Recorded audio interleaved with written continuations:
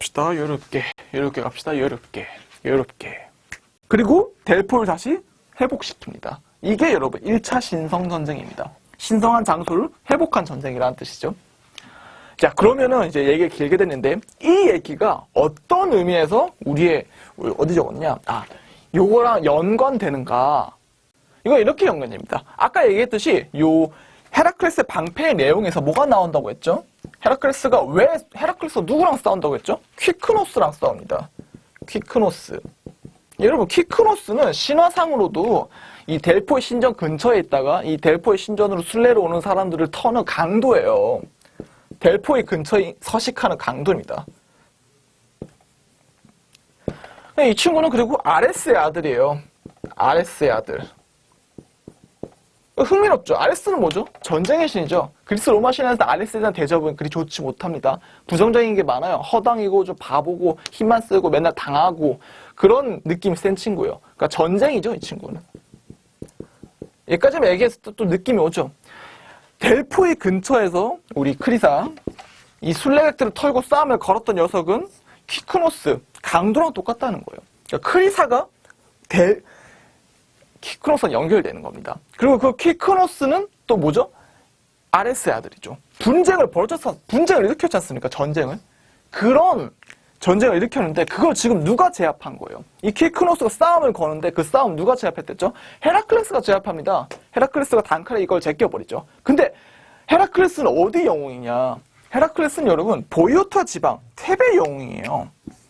테베가 보통 섬이고 따랐던 영웅이었습니다. 물론 테베만 따른 건 아니에요. 나중에는 요 헤라클레스의 영웅이 이제 뒤에 여기 나오는 이제 스파르타의 시조가 되고 막 스파르타의 무슨 왕이 초대 왕이고 우리 헤라클레스의 핏줄이고 막 그런 식으로 얘기가 되는데 그 각색되는 거예요, 여러분. 신화적으로 보면은 앞선 건 이쪽이에요. 보이티아 지방에서 테베 쪽에서 헤라클레스 섬기는 걸 먼저 시작합니다.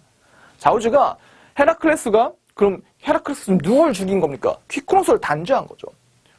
똑같이 연결시켜볼까요? 우리 테베, 델포의 인보 동맹이 크리사, 퀴크노스를 죽여버린 겁니다. 그러니까 그래서 프로파간다한 거예요. 이 헤쇼도스풍의 방패라고 하는 것은 요 테베 쪽에서 혹은 델포의 인보 동맹에 속한 사람들 쪽에서 뿌린 프로파간다다. 이런 노래를 뿌림으로써 야, 니들 승산 없어. 우리는 헤라클레스가 이끌고 있다. 이 헤라클레스가 퀴크노스를 죽인 것처럼 너희 역시도 우리에 의해서 죽임 당할 거야. 그러니까 쓸데없는 짓 좀 하지 말고 좀 무기를 좀 내리고 쓸데없는 분쟁 일으키지 마. 라는 이제 프로파간다로서 활용됐다는 거죠. 이게 이제 프랑스 사학계의 해석입니다. 굉장히 그럴싸하죠? 굉장히 그럴싸하지 않습니까? 조금 그런 것 같은데? 라는 느낌 딱 드는. 근데 여러분 요 이번 설은 심각한 결점이 있습니다. 심각한 결점이 뭐냐면 이게 아까 말했듯이 영국이고 좀 프랑스 학계라고 했죠. 영국 사람들이 요 설을 안 받아들이는 이유가 괜히 있는 게 아니에요. 괜히 안 받아들이는 게 아니라 이거에 대한 문헌적 증거가 없습니다. 여러분 좋아요. 이 말대로 이게 정말 프로파간다라고 칩시다. 이게 정말 프로파간다라 치더라도 그러면 만약 프로파간다라면은 역사적 기록에 남아야 되지 않을까요? 아니 이런 일이 벌어져서 이걸 경계하기 위해서 이런 문화작품을 남겼다 라고 하는 기록이 한 줄은 있어야 되는 거 아닙니까? 혹은 이게 우리가 펴졌던 6세기에 있었던 일들을 역사가들이 얘기를 들어가지고 혹은 전승돼가지고 이 노래는 전쟁에 의한 요 전쟁 얘기를 하고 있는 거에 대한 구전 전승이 이어져 와가지고 5세기나 4세기에 기록돼야 되는 게 너무 당연한 거 아닌가요? 근데 그런 기록이 한 줄도 없어요. 그런 기록이 한 줄도 없고 오히려 고대 사람들은 이 동시대 사람들은 이 작품이 헤쇼도스의 작품일 거야 라고 하는 그런 추측적인 문헌적 기록만 남겨놨습니다. 그러니까 고대인들은 이걸 전쟁과 결부시키지 않았다라는 거예요. 이거 뭐다? 그럼 약간 조금 증거가 부족한 거예요. 그럴싸한 추측이긴 한데 증거가 너무 부족한 겁니다. 문헌적인 확증을 할 수가 없는 거죠. 그래서 이번 설은 약간 호불호가 갈립니다. 사학계에서는 이 주장을 좋아해요. 근데 이제 고전학이라든지 철학계라든지 이쪽 계열에서는 글쎄 하고 약간 의구심의 눈을 거두지 않는 그런 설입니다. 그리고 제가 제기할 설은 3번 설이에요. 자, 제가 설은 파란색으로 적어봅시다. 3번 설은 이걸 뭐라고 이름 붙여야 될까요? 제가 생각하는 설은 이건 약간 민중들의 무의식을 반영한다. 라고 보고 있습니다, 저는. 민중들의 무의식을 반영하고 있는 그런 작품이라고. 이게 무슨 말이냐면, 여러분, 생각을 해보세요. 이 작품에 헤라클레스가 나온다고 했죠? 이 헤라클레스가 누구를 죽이죠? 퀴크노스라고 하는 아레스의 아들을 죽입니다. 근데 여러분, 이거는 조금 이상한 거예요. 조금 이상한 겁니다. 아니, 뭐가 이상하다는 거야? 뭐가 이상하다는 거예요? 뭐가 이상한 거냐면, 여러분, 헤라클레스 신화를 한번 생각해 보세요. 헤라클레스 누군가요? 헤라클레스는 그리스 최고 영웅입니다. 이게 고대 그리스에서 가장 인기 있는 영웅이었죠. 근데 이 헤라클레스가 하는 행각은 사냥꾼의 면모에 좀 더 가깝습니다. 이게 무슨 말이냐면은, 여러분, 헤라클레스 하면 가장 유명한 게 뭡니까? 12과업이죠. 그 네메아의 미친 사자를 때려잡고, 막 미친 황소를 막 때려와가지고 막 온순히 길들이고, 막 사람을 치우고 사람 뜯어먹는 미친 말 3마리를 이렇게 막 다 죽여버리고, 그것도 모자라가지고 막 저승에 내려가지고 저승을 지키는 문지기 그 케르베로스 목 3개 달린 걔 있지 않습니까? 걔도 이제 목줄 채워가지고 막 데려 나가버리고 그런 과업들을 수행했던 친구예요. 근데 자기가 상대했던 사람들이 미친 거대한 사자부터 황소, 케르베로스까지 전부 다 동물이에요. 그러니까 좀 정확히 괴물들이죠. 그 괴물들을 사냥하는 친구입니다. 그러니까 사냥꾼의 면모가 굉장히 강한 친구예요. 헤라클레스는 오리온 이후에 나온 가장 유명한 사냥꾼입니다. 근데 여러분, 지금 헤라클레스는 뭘 하고 있죠? 퀴크노스를 죽이고 있어요. 퀴크노스를 왜 죽이나요? 퀴크노스는 델포에서 뭔가 삽질을 하고 있고, 그 델포에서 강도질을 하다가 헤라클레스를 털어보려고 싸움을 거는 그런 친구입니다. 근데 이 친구는 인간이죠. 인간입니다. 여러분, 이 헤쇼도스풍의 방패에 적힌 헤라클레스는 인간을 죽이는 아주 희귀한 일을 하고 있어요. 헤라클레스는 인간을 상대하지 않는데. 여러분, 참고로 헤라클레스가 인간을 상대하게 되는 거는 신화적으로 보면요. 아까 적었죠? 기원전 4세기죠? 5세기쯤 갑니다. 5세기, 4세기쯤 가면은 아테네에서 영웅이 하나 등장해요. 그 영웅이 누구죠? 테세우스가 등장합니다. 그 테세우스가 등장하면서 테세우스는 괴물들과 싸우진 않아요. 보통 인간적인 걸 많이 싸웁니다. 인간과 싸우고 정치적인 걸 조율하고, 그러니까 약간 좀 굉장히 인간적인 층의 영웅이고 폭력적으로 내려와요. 미노타우스를 죽이긴 하지만은 미노타우스는 황소 겸 인간이지 않습니까? 그러니까 그런 일이 많이 벌어져요. 그리고 이 친구가 테세우스가 영웅들을 끌어모아서 아르고에 승선하죠. 그 유명한 아르고 이야기. 그때 헤라클레스 같이 승선합니다. 그때는 이제 막 인간들을 죽이기 시작해요. 헤라클레스도. 약간 조금 정치적인 느낌이 나는 일들을 하기 시작합니다. 하지만 이거는 5, 4세기 얘기고 그 이전 세기인 7세기에는 그런 신화 나오지 않아요. 12과업이 가장 유명합니다. 동물들 때려잡은. 근데 이게 발레가 등장한 겁니다. 인간을 죽인. 이거 좀 뭘까 이건. 그리고 하나 더 얘기하자면은 헤라클레스가 저 인간을 퀴크노스란 녀석을 죽이는 방식 역시도 굉장히 이상해요. 굉장히 이상합니다. 뭐가 이상하냐면은 여러분, 이 시절에는 도덕이 발달하지 않았습니다. 기본적으로. 도덕이 발달하지 않았지만 저번 강의에서 말했듯이 헤시오도스라고 한 친구는 폭력을 좀 멀리하면서 어떤 정의로움, 디케, 공정함, 그런 어떤 우리 좀 도덕이라고 부를 수 있을 만한 그런 일들이, 그런 개념들을 굉장히 강조했던 사람이에요. 그걸 처음 시작하기도 했고요. 그 점에 비춰봤을 때 헤라클레스라는 사람은 그렇지는 않아요, 여러분. 헤라클레스가 무슨 뭐 도덕적 동기로 움직이는 그런 친구라고 보기는 좀 애매합니다. 근데 여기서 헤라클레스가 퀴크노스를 만났을 때 보이는 행동은 굉장히 헤시오도스적이에요. 뭘 보면 알 수 있냐? 이거는 일단 퀴크노스가 헤라클레스를 만났을 때 어떤 식으로 대하는지부터 한번 살펴보겠습니다. 일단 퀴크노스가 헤라클레스에게 싸움을 거는 이유는 다음과 같아요. 나무랄 데 없는 퀴크노스는 마음 흐뭇했으니 제우스의 용감한 아들과 그의 마부를 죽이고 그들의 이름난 무구들을 벗길 수 있으리라 믿었던 것이다. 뭐죠? 요약하자면 아니 그냥 내가 힘이 더 세니까 제 걸 뺏어야겠다 라고 생각한 겁니다. 단순한 힘의 논리입니다. 그 힘의 논리로 이 퀴크노스가 이 헤라클레스를 상대하려고요. 근데 헤라클레스 입장에서 어떻게 해야 정상적인 걸까요? 여러분, 이 시절 도덕이 발달하지 않았죠? 그리고 힘과 힘으로서 지금 대결을 좀 요청하는 거지 않습니까? 그럼 헤라클레스 입장에서는 이 도전을 마다할 이유가 없어요. 이 시절은 도덕이 지배하는 게 아니라 탁월성이 지배하는 시대입니다. 알테. 가장 내 능력을 발휘할 수 있는 그런 고귀한 귀족적인 덕목들. 힘과 힘으로 싸움을 걸었을 때 나는 힘을 상징하는 친구니까 힘과 힘으로 싸울 때 그 도전을 마다할 이유가 없는 거예요. 바로 이제 박살 내는 거죠. 그리고 힘과 힘으로써 이런 전쟁을 벌이는 게 데모스, 이 평민의 입장에서 미친 일처럼 보일 수 있겠지만 전사 대 전사로 본다면 미친 일이 아니에요. 이건 내 명예를 드높이기 위한 지극히 합리적인 동기가 되는 겁니다. 근데 여기서 이 방패라는 작품에서 헤라클레스는 키크노스를 바로 싸우려고 하지 않아요. 만류하려고 합니다. 오히려 이렇게 얘기합니다. 헤라클레스가 이봐요 키크노스, 무슨 일로 그대들은 지금 우리를 향해 날랜 말들을 모는 게요. 우리는 노고와 고통에 능하다오. 자, 그대는 반들반들 깎은 전차를 옆으로 몰아 길을 비키시오.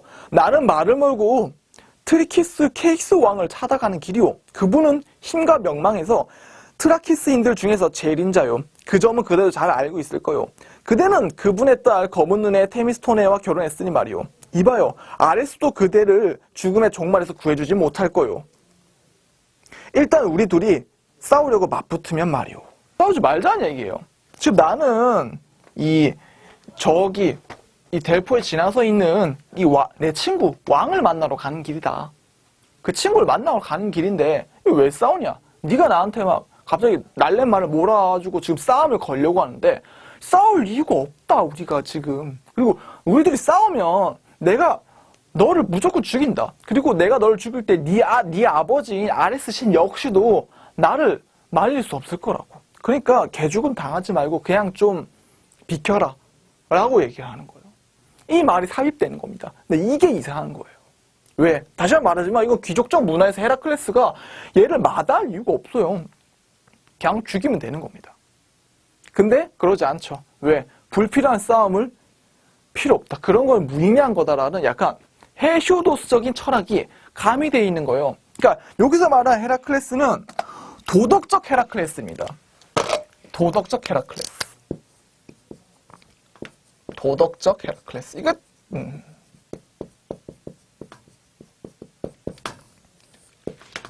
여기서 도덕적 헤라클레스라고 하는 형상이 나와요. 그럼 그렇게 봤을 때 여러분, 요 시인은 결국 요 작잠 이상의 요 방패 시인은 결국 호메로스와 헤시오도스를 섞었어요. 호메로스 아까 일리아드 18권이라고 했죠. 아킬레우스 얘기입니다. 아킬레우스가 그 무구를 갖추는 그 얘기를 가져오면서 아킬레우스의 자리에 헤라클레스를 앉힌 거죠. 그리고 헤라클레스는 퀴크노스, 이 전쟁을 일으키는 강도 같은 아주 못된 폭력을 일삼는 그런 녀석을 죽이게끔 만든 겁니다. 헤라클레스로 하여금. 무슨 의도일까요? 저는 이게 민중들의 무의식을 반영한다고 봅니다. 여러분, 제가 저번 시간에 얘기했지만 이 일관할에서 나오는 이 정의 개념을 디케를 강조했던 헤시오도스의 개념은 약간 조금 허위의식적인 면이 있습니다. 이게 무슨 말이냐면은 일관할에서 여러분 당연히 노동이 중요하고 이 재판권을 가진 귀족들은 구분 판결을 해서는 안 되고 선정을 베풀어야 되고 올바른 일을 해야 한다라고 얘기를 합니다. 근데 그 얘기가 안 먹힐 수 있잖아요. 귀족이나 폭군들에게. 그렇게 했을 때 그거를 말이 안 먹히면 어떡해? 그럼 그걸 뒤엎고 우리가 이제 정치적 주체가 돼야 한다. 이런 굉장히 이제 기원전 4세기 아테네에서 보일 법한 그런 굉장히 민주적인 모습을 보여주지 않아요. 여기서. 그냥 오히려 그런 나쁜 일을 하면 우리 제우스께서 너에게 벼락을 내리칠 거라는 그런 아주 조금 종교적인 얘기만 남깁니다. 물론 폭력과 정의를 구분하긴 했지만 정확히 거기서 끝나죠. 헤시오도스 일관할이 보여준 성취라고 하는 것. 그러면 그 이후에 나온 작품이 헤시오도스 풍의 방패라는 작품이지 않습니까? 그러면은 여기서 약간 변화가 보이는 거예요. 제가 봤을 때. 이게 무슨 변화냐면은 내가 정치적 주체가 되지 못한다면은 그리고 제우스라고 벼락을 내리치는 제우스라고 하는 구름 넘어 있잖아요. 너무 멀리 있는 존재라고요. 와닿는 게 아니야. 와닿는 존재가 아니에요. 그럼 좀 더 와닿는 존재는 뭘까요? 내가 정치적 주체는 되지 못했지만 와닿을 수 있는 존재. 구원자죠. 인간 영웅. 인간 영웅이 누구죠? 반인반신. 이때 인간으로 등장하는 헤라클레스죠. 여러분, 이게 굉장히 재밌는 구절인데 헤시오도스풍의 방패에서 헤라클레스의 지칭은 되게 이제 크로노스의 아들의 아드님, 그러니까 크로노스의 아들이 제우스죠. 혹은 제우스의 아드님, 혹은 가장 위대하신 분의 아드님, 그러니까 신의 아들이라고 많이 지칭됩니다. 근데 유일하게 이 헤라클레스가 키크로스를 직접 죽이는 씬에서는 제우스의 아들이라고 호칭되지 않아요. 이 얘기도 해야겠네. 하나만 곁들이자면 헤라클레스가 암피티온인가? 라는 그 왕의 아들로 나옵니다. 근데 사실 왕의 아들은 아니에요. 왜냐면 암피티온이 잠시 좀 국가 바깥에 나가 있을 때 요 아내가 있었거든요. 아내가 너무 예쁜 거예요. 아내가 너무 예쁘면 우리 제우스는 약간 좀 바람둥이고 여자 보면 눈이 뒤집어진 친구이기 때문에 동침을 하고 싶을 거 아닙니까? 그래서 이 제우스가 이 암피티온 왕이 돌아오기 전에 이 아내를 이거 참 사랑을 했다고 해야 될지 아니면 강간을 해야 될지 뭐라 표현해야 될지 알 길은 없지만 좌우지간 관계를 가집니다. 그리고 몰래 도망가요. 그러면 여자 입장에서 제우스가 나를 범했어요라고 남편한테 말할 수는 없을 거 아니에요. 가부장제 사회인데. 그래서 그냥 숨깁니다. 그냥 가만히 있어요. 이제 그 상태에서 오랜만에 이제 집으로 돌아온 암피티온이 아내랑 이제 동침을 하겠죠. 그래서 이제 암피티온이 이 아내가 쌍둥이를 가져요. 그 쌍둥이 중에 첫째는 헤라클레스고요. 둘째는 이제 또 다른 친구가 있어요. 근데 이렇게 얘기됩니다. 헤라클레스는 너무 위대한데 이건 암피티온의 씨가 아니라 제우스의 씨다. 그 다음에 그 동생은 제우스의 씨가 아니라 요 암피티온 인간 아버지의 씨를 받아서 태어났다. 그러니까 어머니는 같은 인간이긴 하지만은 아버지의 씨는 좀 다르다라는 식으로 설명됩니다. 그래서 그래서 헤라클레스가 이제 제우스의 아들이라고 호칭되는 이유가 바로 그거예요. 근데 여러분, 이 제우스가 시종일관 제우스의 아들로, 헤라클레스가 시종일관 제우스의 아들로 호칭되지만은 이 헤라클레스가 키크노스를 죽이는 장면에서는 암피티온의 아들이라고 호칭돼요. 그러니까 이렇게 얘기됩니다. 그러나 암피트리온의 아들 강력한 헤라클레스는 투구와 방패 사이로 드러낸 그의 턱 및 목을 긴 창으로 정광석가처럼 힘껏 쳤다. 그러자 남자를 죽이는 물풀의 나무가 힘줄을 둘 다 끊어버렸다. 영웅의 큰 힘이 그를 덮쳤기 때문이다. 그래야 키크노스는 쓰러졌다. 암피트리온의 아들이라고 언급됩니다. 제우스의 아들이 아니라. 그러니까 인간인 거죠. 이 전쟁과 분란을 일으키는 일관 안에서 어떤 비참한 전쟁과 구분 판결과 착취와 이런 것들은 없어져야 되는 거야. 우리 모두 근면성실하게 일해서 음식을 많이 쌓고 그 음식 가지고 그냥 좀 목가적인 삶을 살자. 그런 농경생활에 집중하자라고 얘기되는 일관 아래 가치의 정면으로 위배되는 아레스 전쟁을 헤라클레스가 싹 제껴버리는 겁니다. 인간의 형상으로. 그러니까 여기서 만들어졌던 어떤 허위의식, 종교랑 허위의식이 조금 더, 물론 이것도 허위의식입니다. 헤라스가 자신이 직접 헤라클레스 역할을 담당하지 않으니까 이 헤라클레스가 와주길 바라는 거죠. 하지만은 그래도 이 헤라클레스는 공중에 있던 제우스보다 훨씬 더 와닿는 존재지 않습니까? 그러니까 이 신의 어떤 징벌을 바라는 게 아니라 이 신의 어떤 의지를 대리한 그런 어떤 인간적인 주권자, 영웅, 세력, 참주, 왕, 귀족, 뭔가 나타나가지고 지금 우리가 핍박받고 있는 이거를 타개해달라 라는 요구로 발전하고 있는 거예요, 사실은. 이 무의식이. 이제 그런 거를 보여주는 작품이 아닐까라는 생각을 갖고 있습니다, 저는. 그래서 요 작품은 개인적으로는 작자 미상으로 남은 이유가 좀 여러 명이 만들었을 것 같기도 하고, 그런 생각도 갖고 있고, 동시에 또 데모스가 만든 게 아니었을까? 민중들에 의해서 창작된 작품이 아닐까라는 그런 생각도 저는 약간 갖고 있습니다. 그렇지만 결론적으로는 알 수 없습니다. 작자 미상이고요. 그냥 이런 작품만 전해지기 때문에. 네. 얘기 길어졌는데, 네. 길어진 얘기 들어줘서 너무 감사합니다. 오늘은 여기까지 하겠습니다. 이만 마치겠습니다. 총총.